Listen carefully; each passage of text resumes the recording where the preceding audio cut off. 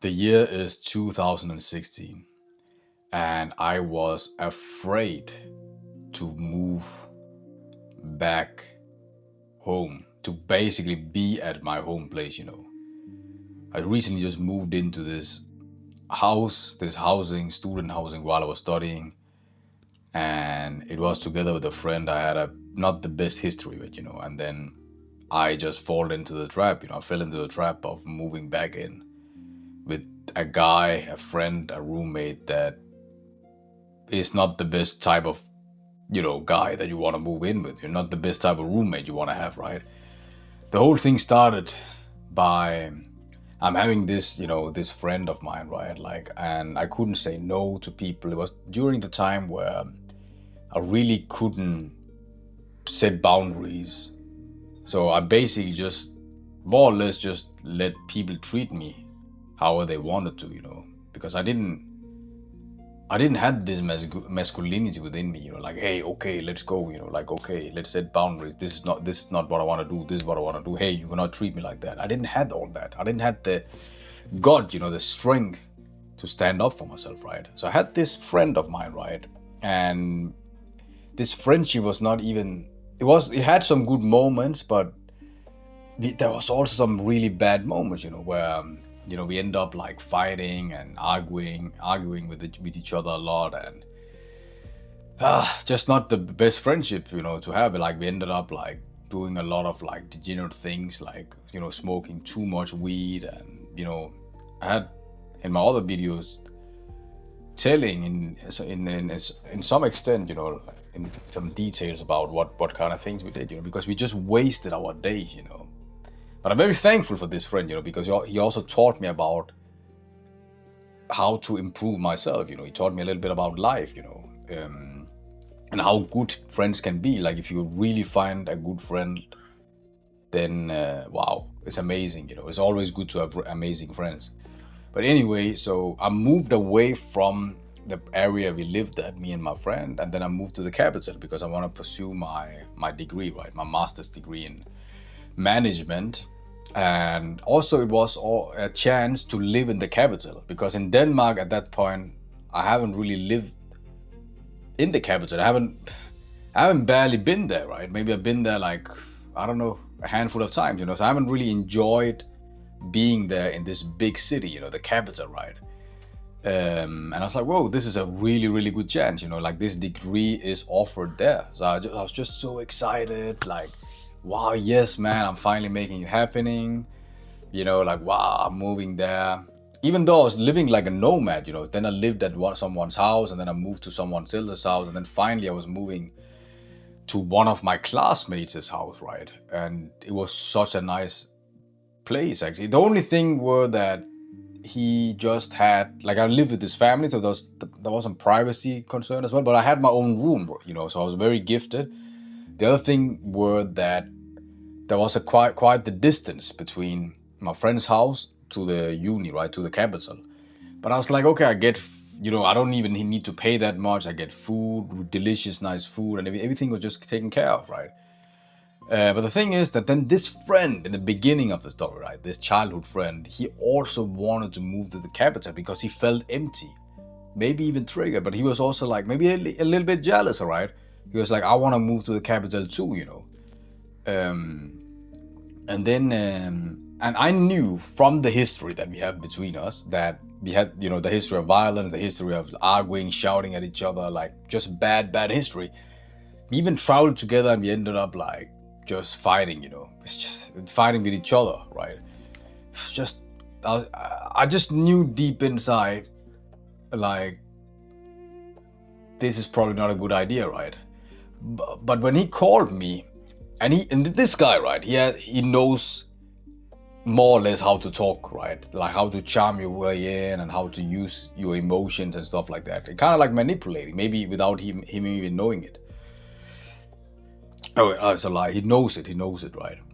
So he called me up, and he's like, "Hey, Jin, like, you are, wow, amazing. I told you I'm about to move here. I actually got a place. I'm actually going for a house tour right now, and I really want you to join, Jin. It could be fun. It could be amazing. It could be nice. And then I was like, I just knew that no, it's gonna be a no, And then I said, but one part of me was just only thinking about the good experiences I had with this friend, those laughing moments and stuff like that. So, and that version got the better out of me, because that version also kind of suppressed all the fights, all the bad and nasty things, the nasty history I had with this friend, And then I was like, okay, let me have a look, So that archetype, the naive one, it can be the naive shadow, right? So the naive shadow were like, okay, we can have a good time. Let me just come and, let me just come and see, have a look at it, because at that time I was like also thinking, oh, there's this distance, I'm missing out on some socializing here in this, with my classmates and stuff like that. And it could be nice to live in the city, because at that time, 2016 were also the year I was really trying to get out of my comfort zone, right? Like really go out, approach, talk with people and stuff like that, right? So that was also that year. But anyways, yeah. So I was going towards, to the house tour, and I was like putting up one condition, like there has to be 2 rooms, right? Like, or I said that to him, and then I kind of expected that, right? So I went there, and then I met him, and then I see that there's only like 1 living room, 1 kitchen, 1 toilet. So that's where's this is not a 2-bedroom apartment, right? And then and then I went, and then I could see that on his face that he was kind of hiding it, and he could have been much more honest. He could have been much more honest, but then I called him out like, hey bro, like this is, and then he's like, yeah. I could see that he got a little bit like into his defenses, and he kind of knew that he could have just told me the truth, right? But again, because I'm so naive and I'm so, I don't know, I'm like, I'm just like entertaining the idea I can still move in, and then we have to share the room, right? And with somebody you have had a bad history with, it's just a really, really, really bad idea, it's a big, big risk. Then he was like, yeah, there's room dividers and stuff like that. And I was like, But then here the logic mind was strong at this point, right? Because then my logic mind were like, the rational mind were like, hey. But also the protective mind of mine were like, hey, like, don't do this, Don't do it. And then I said, no, you said it was 2 rooms. There's only 1 room. It's not going to work out. I have to do my degree as well as master's, it's another level. And then he started getting very, very sad, and he started crying. He just started crying. And then, when he started to cry, it just completely demolished the logic, rational version of myself, the protector, he just kind of like went into the shadows. And then, the feminine version of myself just came out like, oh, so fuck, man. Like, I'm oh shit, there's something wrong with me. I make him cry, like, and that is the danger, right? That is the danger. That the shame comes up, you feel like you are doing something wrong, we need to release that shame.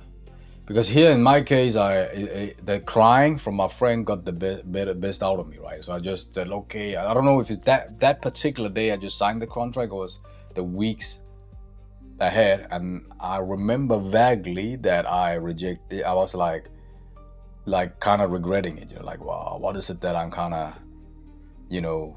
signing up for, what kind of mess is it that I'm signing up for? And it was a real mess. It was a real mess, like sharing that.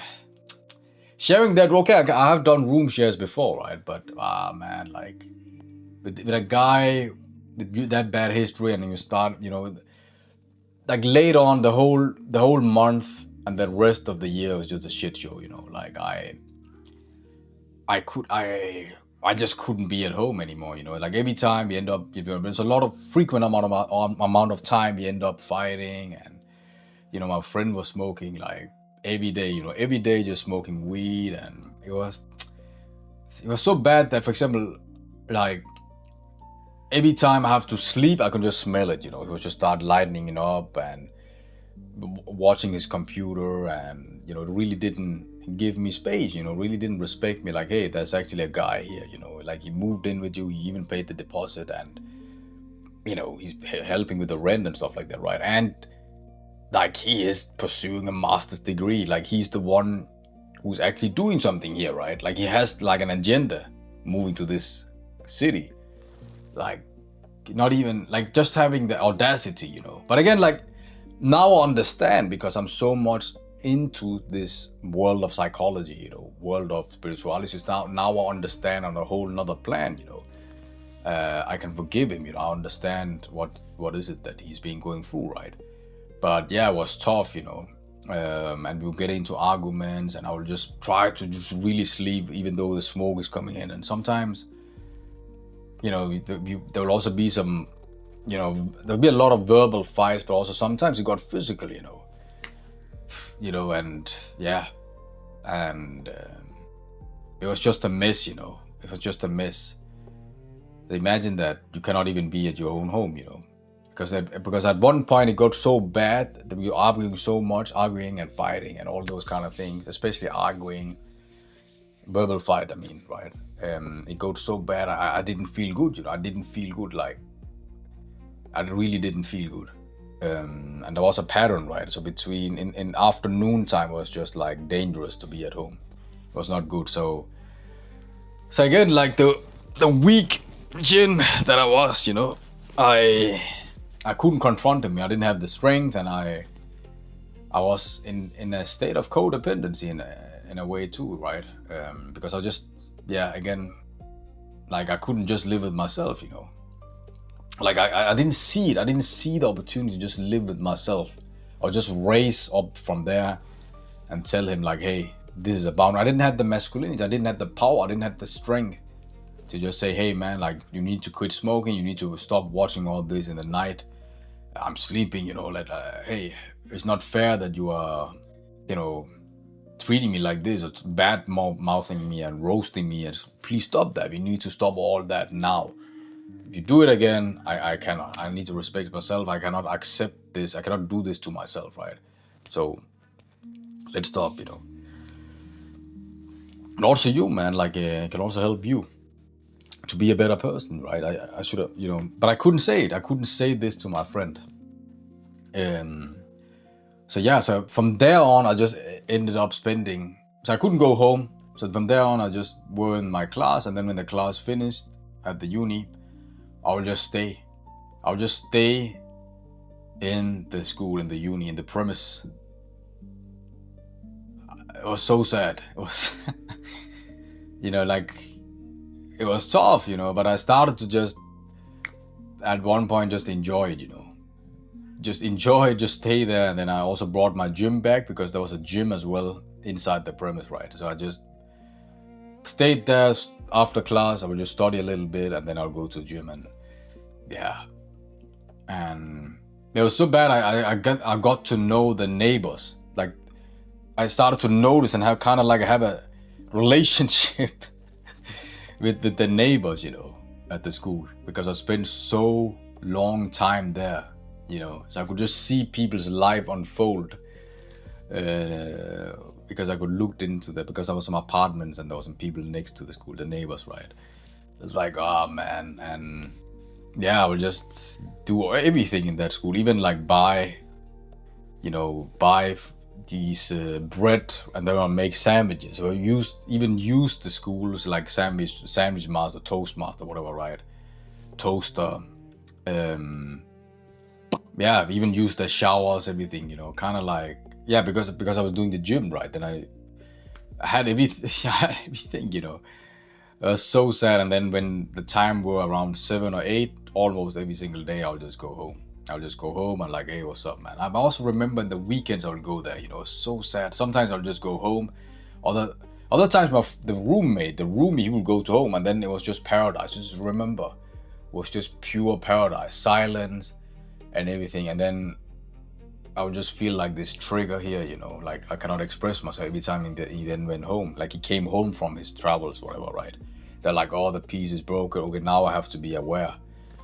Now I cannot chill, you know. And it went on like this, and it just gradually just got worse and worse. I could just the impact was just like, you know, destructive for me, right?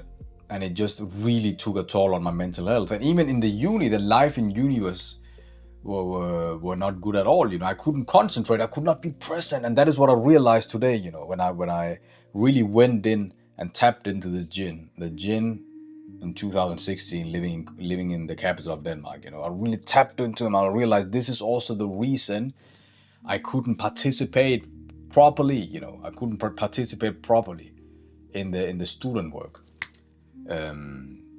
Yeah, because in the student work they kind of saw me as a leech. You know, somebody who's just leeching and, you know, taking advantage of, you know, that other people, you know, that the other people is doing the work, right? So I felt so bad. I felt so bad, you know, because the thing is that later on, I'll just briefly tell about that. But anyways, let's go back to the story, right? So it got really, really bad, and he was like bad mouthing me, shouting at me, and yelling at me, and, you know, got into these fights. And then at one point, I could just feel like I just started to note down. You know, I just started to note down. It's so cute, you know. I have like an Excel sheet, and then I started to note down what it is.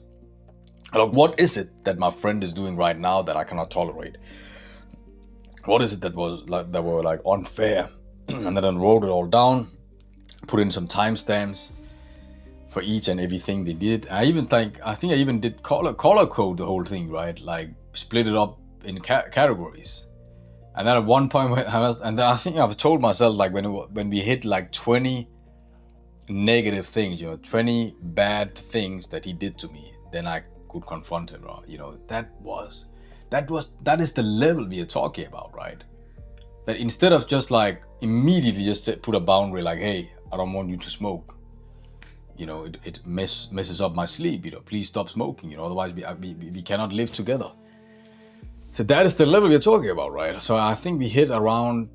I think I lived with my roomie here, you know, from October all the way to around late January, February, you know, and that is where, and I kept living with him, but that is where I confronted him, you know, with this big list. And I told him, like, if it's not gonna improve, then I have to move out. I cannot live anymore like this, you know, because now we're closing into the final semesters of the studies. I can't, you know, I can't. And at that time, I was also like, you know, applying to go to Australia, and I have to pass, you know, and as it looked like right now at that moment in February, it was the second semester. It didn't look that well. So I was a bit worried, you know, that I will even like fail, you know. And then when I said that to him, right, so I'm sitting there with him, right, I'm going through all these things, incident and stuff like that, and he's listening attentively, and then he feels super, super bad, you know, and then he's like, Jin, I'm so sorry. I didn't even know that. I'm so sorry. I didn't know it was so bad. And you were just waiting outside, and so I could finish smoking. Because there was one point I was actually waiting outside. You know, I was waiting in the basement, actually, not even outside, but in the basement, because when I approached the door, I could see that he was like, there was music and he was smoking. I could smell the weed, you know. And then I was like, okay, let me just go down and wait, you know. That is how much of a pussy I was. That is how broken I was. And I just went down to the basement, and then I was just there in the basement, just waiting. Just waiting until he finishes, right? And then I just went. I was in the basement for like at least 20 minutes, you know, maybe even 40 minutes, you know, and then I went up, you know. But anyways, I tell him the whole list, and then he obviously felt sorry, and then he was like, oh, he started to change, you know, because he kind of knew that I was stuck up, you know, like I was fed up. I was fed up. That is the right word. I was fed up with all this, and yeah, and then the rest of the month until I had to go to Australia. I think I went to Australia in the summer month. Yeah, but then from the rest of those months I had from February to July or something like that, June, July, I just stayed. We had an okay time. It was okay, you know, it was tolerable, right? But I haven't forgotten, and yeah, it was tolerable. And and then and then I went away to. We had a good finishing off night and like a good evening, good last evening. We're celebrating that I passed my, I passed my exam, and this is the last day I'm gonna be there at the apartment. Um, so yeah, um, and then I went to Australia, and it was a whole different life I had from there on, like much more freedom, and I was a very different person, But looking back at this, it was like, again, I was too much in my femininity and naive and people pleasing a lot, because I just wanted to please him because he started crying. I felt bad. But it's so nice to, tell this story out, because maybe there might be someone out there who needed to hear this story. And my advice is just, if you're not going to stand up for yourself, who's going to stand up for you? You need to somehow just stand up for yourself and be in abundance, right? Because you are the main character in your own movie. You are the main character in your own movie. And you deserve all the love and care and nurture that exists here in this world, right? And another thing is that let's say that you have experienced all this and you haven't really healed, then listen to your triggers. Listen, for example, with me today, I was lucky, like I was just around my mom and I had to help her, and then I just felt like this hatred kind of thing came up, this feeling about just, I'm not happy, like there's this feeling, this notion just coming up to my brain, and like I don't like where I'm from, And then I was like, okay, this is because I've done this work so many times. I'm like, okay, it's interesting, because I'm just observing the thought, dissecting, tasting it. And then I was like, okay, this is actually an interesting opportunity to dive in. And then I just dived in, I just dived all the way in, like sitting with some music, listening to it. And then I did a deep instructive guided meditation where I just spoke about me, guiding myself in and figuring out where it come from, right? And then after I've done the instruction of this beautiful, nice inner work meditation, and that is what I do. So I do the instruction first with some meditative music, and then I just plug in and I do the meditation and just listen to my own instruction, and then I just dive in, So that is what happened today. So I went into myself and trying to figure out what's happened, and then I saw these three different jinns, three different archetypes, and then I saw and imagined, I felt this jinn from 2016, and I haven't really paid that much attention to him. And this is also the first time I probably tell this story in such details. And I was like, okay, all these different versions of the jinns live inside of me. And the same with you, all the different versions of yourself. Let's say that you're 50 years old, then even the 1-year-old is living, even the infant is living, even the teenager lives within you. So it just empowers me, to think about, like, when I think about this jinn, all these jinns who's been struggling, like, hey, I want to help all of you guys, So in the meditation, right? In the meditation, I just dived into myself and I visited this jinn and I saved him. Basically, I saved him. How did I save him? In the meditation, I take his hand and then we walk towards this room, and we just basically confront him and set a boundary, right? Like, hey, bro, like not even like angry, just love, just love, and just like, hey, it needs to change. The way you're treating me is not fair. Stop it. Otherwise, and we need to split. We need to split, man. I need to find another home, man, another roomie, whatever, right? But it needs to stop right now.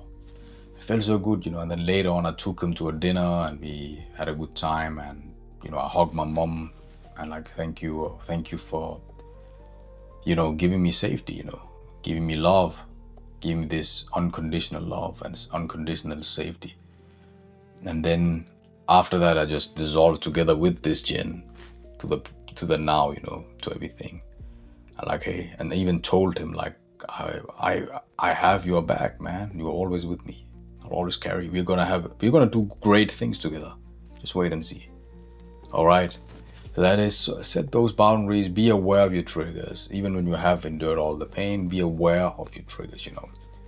And you don't need to sit alone with this. You don't need to sit alone with all this. So if you want my meditative guide, like the meditation I used here, if you want that in a really nice file that I generate with Gamma AI, let me know.